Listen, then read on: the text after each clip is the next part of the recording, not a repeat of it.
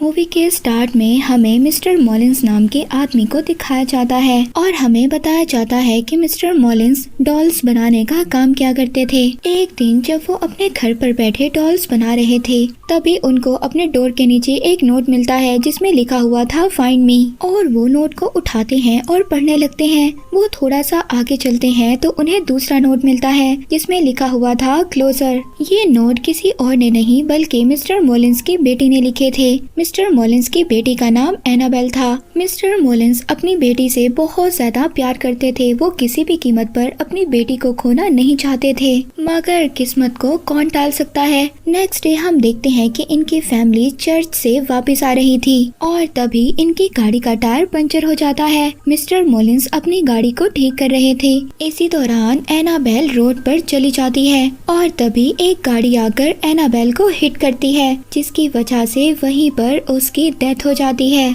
इसके बाद हमें मूवी में 12 साल बाद का सीन दिखाया जाता है, जहां पर हम एक नन और कुछ ऑर्फन्स बच्चियों को देखते हैं। ये सभी लोग मिस्टर मॉलिंस के घर जा रहे थे। इनका ड्राइवर इनको बताता है अपनी बेटी की डेथ के बाद मिस्टर एंड मिसेस मॉलिंस दोनों बहुत ज्यादा अकेले हैं और तुम्हें वहां जाकर उनका ख्याल रखना होगा। अब ये सब लोग मिस्टर मॉलिंस के घर पर पहुंच जाते हैं, जहां पर मिस्टर मॉलिंस इनको वेलकम करते हैं। इन्हीं ऑर्फन्स बच्चियों में से हमें एक बच्ची दिखाई जाती है जिसकी टांग पर पोलियो था और वो ठीक तरीके से नहीं चल पाती थी। इस लड़की का नाम जेनिस था और ये इस मूवी की मेन कैरेक्टर है। मिस्टर मॉलिंस का घर बहुत ज्यादा बड़ा था। सब लड़कियां मिस्टर मॉलिंस के घर को देखती हैं और बहुत ज्यादा खुश होती हैं। मिस्टर मॉलिंस उनको बताते हैं कि उनका रूम फर्स्ट फ्लोर पर है, लेकिन तभी सिस्टर मिस्टर मॉलिंस से कहती है कि जेनिस चल नहीं पाती, इसलिए मैं और जेनिस नीचे वाले रूम में ही रहेंगे।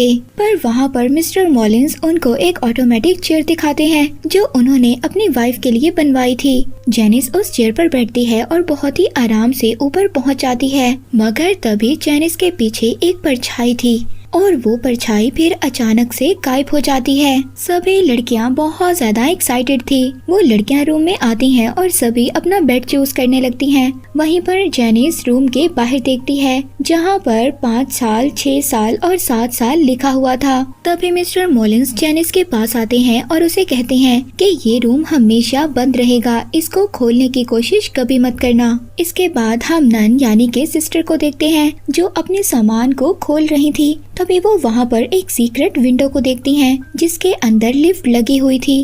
अब विंडो के अंदर लिफ्ट लगी हुई थी, ये काफी ज्यादा अजीब बात थी। अब सिस्टर उस विंडो को बंद करती है, लेकिन वो विंडो खुद से दोबारा खुल जाती है। सिस्टर दोबारा से उस विंडो को बंद करती है, लेकिन वो विंडो दोबारा खुल जाती है। पर तभी सिस्टर के पास एक लड़की आती है। वो आकर सिस्टर से परमिशन मांगती है कि वो बाहर जाकर खेल सकती हैं। सिस्टर सभी लड़कियों को परमिशन दे देती है और अब सब बच्चियां बाहर जाकर खेलने लगती हैं। यही सब कुछ जेनिस अपनी विंडो से देख रही थी। वो बहुत ज्यादा उदास हो जाती है क्योंकि वो चल नहीं सकती थी और ना ही इस तरह खेल सकती थी। अब रात को सब मिलकर डिनर करते हैं। तभी हम वहाँ पर मिस्टर मॉलिंस की वाइफ को देखते हैं, मगर तभी वहाँ पर डोर बंद हो जाता है। अब जब रात हो जाती है तो रात को जेनिस को वही नोट मिलता है जिस नोट पर लिखा हुआ था फाइंड मी।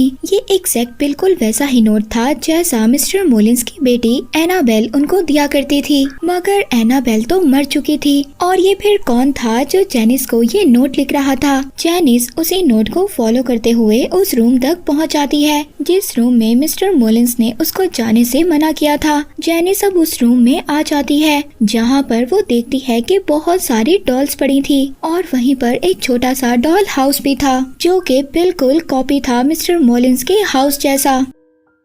और तभी जेनिस को उस घर से एक चाबी मिलती है। ये चाबी दरअसल वहाँ पर पड़ी हुई कबर्ड की थी। जेनिस उस चाबी को उठाती है और कबर्ड को खोल लेती है। यहाँ पर एनाबेल की डॉल पड़ी हुई थी।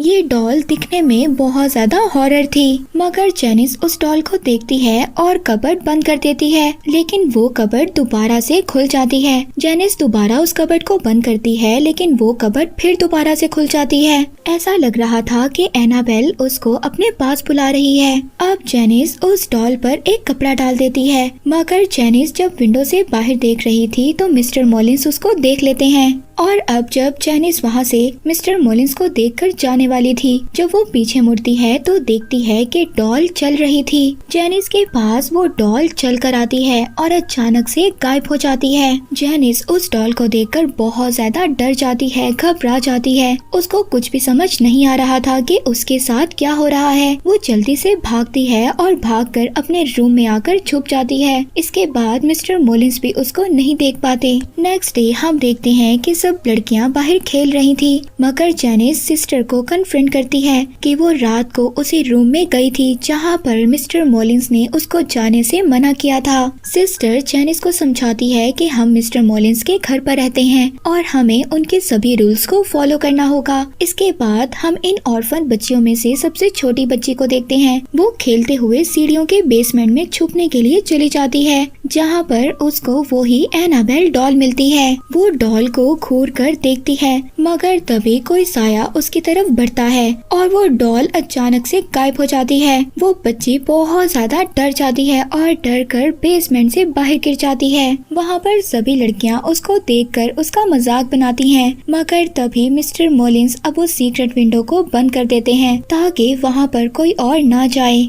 इसके बाद रात हो जाती है। रात को हम दो लड़कियों को देखते हैं जो अपने ऊपर चादर लेकर टॉर्च लेकर बातें कर रही थी कि मिस्टर मॉलिंस की वाइफ कितनी ज्यादा अजीब है। वो पूरा दिन बेड पर रहती हैं और रात को शिकार करने के लिए निकल जाती हैं। अब जैसे ही ये बातें कर रही थी, मगर तभी इनको यहाँ पर आवाज आती है किसी के चलने की। ये दोनों ये समझ रही थी कि शायद मिस्टर मॉलिंस की ये आवाज है, मगर तभी अचानक से इनकी टॉर्च बंद हो जाती है और एक बहुत ही डरावना साया इनको अपनी तरफ खींचता है, जिसकी वजह से ये बहुत ज्यादा डर जाती हैं और चीखती हैं। इन दोनों के चीखें सुनकर यहाँ पर सभी लोग आ जाते हैं। इन दोनों लड़कियों में से एक लड़की मिस्टर मॉलिंस से कहती है कि मैंने आपकी वाइफ को देखा है। मिस्टर मॉलिंस कहते हैं कि ऐसा पॉसिबल ही नहीं हो सकता, क्योंकि उनकी वाइफ तो कभी चल ही नहीं सकती। इसके बाद हम देखते हैं कि सिस्टर मिसेस मॉलिंस के रूम में जाती है उनकी बेटी की डेथ का अफसोस करने। यहाँ पर हम मिसेस मॉलिंस को पहली बार देखते हैं। वो हमेशा मास्क पहनकर रखती थी। वो ऐसा क्यों करती थी ये बात हमें आगे जाकर पता चलेगी। और हम देखते हैं कि ये सारी बातें जैनिस बाहर खड़ी सुन रही थी। जैनिस वहीं पर एनाबेल और उसकी डॉल की पिक्चर को देखती है और उसको उतार कर वो अपने पास रख लेती है। इसके बाद रात को दोबारा से जैनिस उसी रूम में जाती है, मगर इस बार उसके साथ वो छोटी बच्ची भी होती है। वहाँ पर वो छोटी बच्ची उस एनाबेल की डॉल पर कोई टॉय फेंकती है, जिससे वो डॉल उसको बहुत ज्यादा गुस्से से देखती है। वो छोटी बच्ची लिंडा ये सब कुछ देखकर बहुत ज्यादा डर जाती है और वहाँ से चली जाती है, लेकिन जैनिस अभी भी इसी रूम में थी। जैनिस को वहाँ पर एनाबेल नजर आती है। ये एनाबेल नहीं, ये एनाबेल की सोल थी जो एक मिरर की तरफ देख रही थी। जैनिस एनाबेल से कहती है कि बताओ तुम्हें क्या चाहिए, मैं तुम्हारी मदद कर सकती हूँ, बताओ मुझे क्या चाहिए। और अब जैसे ही जैनिस की बातें एनाबेल सुनती है, एनाबेल पीछे मुड़ती है और मुड़कर बोलती है। उसका फेस पूरी तरह से खराब था। वो अजीब सी हॉरर सी सोल में बदल गई थी। वो जैनिस से कहती है कि मुझे तुम्हारी आत्मा चाहिए। जैनिस बहुत ज्यादा डर जाती है। वो यहाँ से भागने की कोशिश करती है। वो अपनी उसी ऑटोमेटिक चेयर पर बैठती है और नीचे जाने लगती है, मगर वो चेयर दोबारा से ऊपर आ जाती है और अब वो शैतान जैनिस को ऊपर से नीचे फेंक देता है। अब इसी तरह सुबह हो जाती है। सुबह को मिस्टर मॉलिंस जैनिस का इलाज करवाते हैं। जैनिस सिस्टर को बताती है कि इस घर में कोई शैतान है जो मुझे मारने की कोशिश कर रहा है, क्योंकि मैं सबसे ज्यादा कमजोर हूँ। मेरी सोल सबसे ज्यादा वीक है। सिस्टर जैनिस को समझाती हैं कि तुम्हारी बॉडी जरूर वीक है, लेकिन तुम्हारी सोल बिल्कुल भी वीक नहीं है, वो हमसे भी ज्यादा स्ट्रॉन्ग है। इसके बाद हम देखते हैं कि रात को लिंडा को उसी रूम से आवाज आती है। वो उसी रूम के पास जाती है और पास जाकर वो बाहर ही से देखती है। वो देखती है कि वो डॉल चेयर पर बैठकर झूले ले रही थी। ये बहुत ज्यादा अजीब था। वो बहुत ज्यादा डर जाती है, मगर लिंडा फिर भी देखना चाहती थी क्या इस रूम में वाकई ही कोई शैतान है। वो अपनी टॉय गन से एक रस्सी बांधती है और उस रूम की तरफ करती है, मगर तभी वो शैतान उसकी वो टॉय गन छीन लेता है। लिंडा बहुत ज्यादा डर जाती है और डर कर अपने बेड पर जाकर छुप जाती है और वो शैतान वहाँ पर आता है और अपनी डॉल लेकर चला जाता है। नेक्स्ट मॉर्निंग एक और अजीब सी बात होती है। सिस्टर एनाबेल को बाहर लेकर घूमने जाती है, मगर तभी वो सिस्टर अचानक से शैतान में बदल जाती है और वो जेनिस को ले जाकर एक स्टोर रूम में फेंक देती है और वहाँ पर बंद कर देती है। जेनिस को वहाँ पर एनाबेल नजर आती है। एनाबेल जेनिस के अंदर अपना सारा खून फेंक देती है, यानी कि जो स्पिरिट अभी तक एनाबेल की शक्ल में नजर आ रही थी वो अब जेनिस के अंदर जा चुकी थी। सभी लोग जेनिस की जब चीखें सुनते हैं तो वहाँ पर आ जाते हैं, मगर जेनिस सबको ये दिखा रही थी कि वो बिल्कुल नॉर्मल है, क्योंकि अब वो शैतान जेनिस के अंदर जा चुका था। नेक्स्ट डे मिस्टर मोलिन्स लिंडा के पास आते हैं। लिंडा मिस्टर मोलिन्स को सब कुछ सच सच बता देती है कि आपके मना करने के बावजूद जेनिस उस रूम में गई थी और उसने वहाँ से डॉल भी ले ली थी। ये सब बातें सुनकर मिस्टर मोलिन्स को बहुत ज्यादा गुस्सा आता है और वो घबरा भी जाते हैं। वो जल्दी से घर के अंदर जाते हैं, जहाँ पर जाकर वो देखते हैं वो डॉल चेयर पर बैठी थी और साथ ही वहाँ पर उनको अब एक नोट भी मिलता है जिसमें लिखा हुआ था कि डैडी मैंने आपको ढूंढ लिया है। पर तभी वहाँ पर मिस्टर मोलिन्स को जेनिस भी नजर आती है। मिस्टर मोलिन्स जेनिस से पूछते हैं कि मैंने तुम्हें मना किया था उस रूम में नहीं जाना, मगर तभी जेनिस अंधेरे में जाकर गायब हो जाती है और उसकी बॉडी से कोई अजीब सी चीज बाहर आती है। ये वही शैतान था जो जेनिस के अंदर था। मिस्टर मोलिन्स उसकी तरफ क्रॉस का साइन करते हैं, मगर अब वो शैतान एक एक कर मिस्टर मोलिन्स की फिंगर्स को तोड़ देता है और इसके बाद मिस्टर मोलिन्स को भी मार देता है। बेचारे मिस्टर मोलिन्स की भी अब डेथ हो गई थी। सिस्टर जल्दी से जब मिस्टर मोलिन्स की चीख को सुनती है तो अंदर आती है। वो आकर देखती है कि मिस्टर मोलिन्स की बॉडी अजीब सी हालत में पड़ी थी। ऐसा लग रहा था कि उस शैतान ने मिस्टर मोलिन्स की बॉडी का सारा खून चूस लिया है। अब ये इंसिडेंट देखकर सब लड़कियां बहुत ज्यादा डर जाती हैं। लिंडा अब ये डिसाइड करती है कि ये डॉल को फेंक देगी। ये उसी रात उस डॉल को पास कुएं में फेंकने जाती है, मगर सिस्टर उसको जाते हुए देख लेती है। लिंडा उस डॉल को फेंक कर नीचे झुककर देख रही थी, मगर तभी कोई अचानक से चीज उसको अपनी तरफ खींच रही थी। मगर यहाँ पर लिंडा की किस्मत अच्छी थी।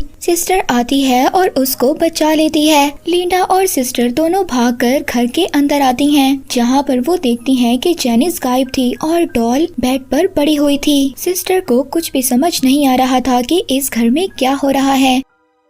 सिस्टर मिसेस मोलिन्स के पास जाती है और जाकर पूछती है कि इस घर में क्या है, ये सब कुछ क्या हो रहा है, क्या इस घर में कोई ब्लैक पावर है जो सबको मार रही है। यहाँ पर सच्चाई पता चलती है। मिसेस मोलिन्स बताती हैं कि उनकी बेटी की डेथ के बाद वो दोनों बहुत ज्यादा अकेले हो गए थे, इसीलिए उन्होंने फैसला किया कि वो अपनी बेटी को वापस लाएंगे। इसके लिए उन्हें चाहे कुछ भी करना पड़े, लेकिन ये नुकसान इतना ज्यादा बड़ा होगा उन्होंने कभी भी नहीं सोचा था।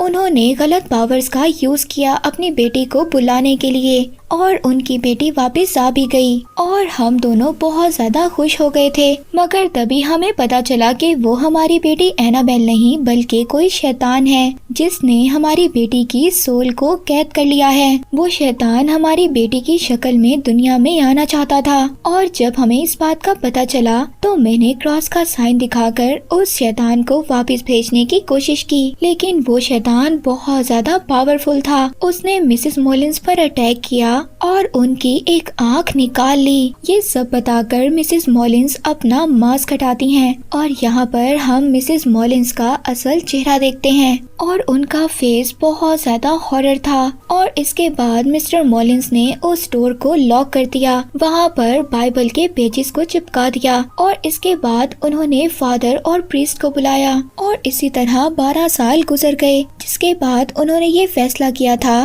कि वो अपनी बेटी की जगह दूसरी बच्चियों की मदद करेंगे। मिस्टर मोलिन्स ने यहाँ पर सबको अच्छे के लिए बुलाया था। वो ये नहीं जानते थे कि जेनिस उस डोर को ओपन कर देगी और वो शैतान दोबारा से जाग जाएगा। इसके बाद बाकी लड़कियाँ जेनिस को देखती हैं जो अब चल सकती थी, यानी कि उसके अंदर अभी भी शैतान था जिसने जेनिस को बिल्कुल ठीक कर दिया था। यहाँ पर जेनिस सब लड़कियों को मारने की कोशिश करती है। वो सभी चीख कर बाहर जाती हैं। सिस्टर यहाँ पर सबको समझा चाहती है कि वो सभी एक साथ रहें और सेफ रहें। अब वो सभी लड़कियां मिसेस मॉलिन्स को भी अपने साथ लेकर जाना चाहती थी ताकि वो उनकी भी केयर कर सकें। तभी जब वो उनके रूम में जाती हैं तो जाकर वो अजीब सा नजारा देखती हैं। वो देखती हैं कि उस शैतान ने पहले ही मिसेस मॉलिन्स को मार दिया था और मार कर उनकी आधी बॉडी को दीवार पर लटका दिया था। ये देखकर सभी लड़कियां बहुत ज्यादा डर जाती हैं। वो चीखती हैं और बाहर चली जाती हैं। सिस्टर वहाँ पर लिंडा और दूसरी बच्ची को बचाने जाती है, मगर तभी वहाँ पर जैनिस भी आ जाती है। सिस्टर जैनिस के सामने बाइबल पढ़ने लगती है। तभी जैनिस सिस्टर को उठाकर एक मिरर में दे मारती है, जिसके बाद जैनिस के अंदर जो शैतान था वो वहाँ पर सभी लड़कियों को तंग करने लगता है।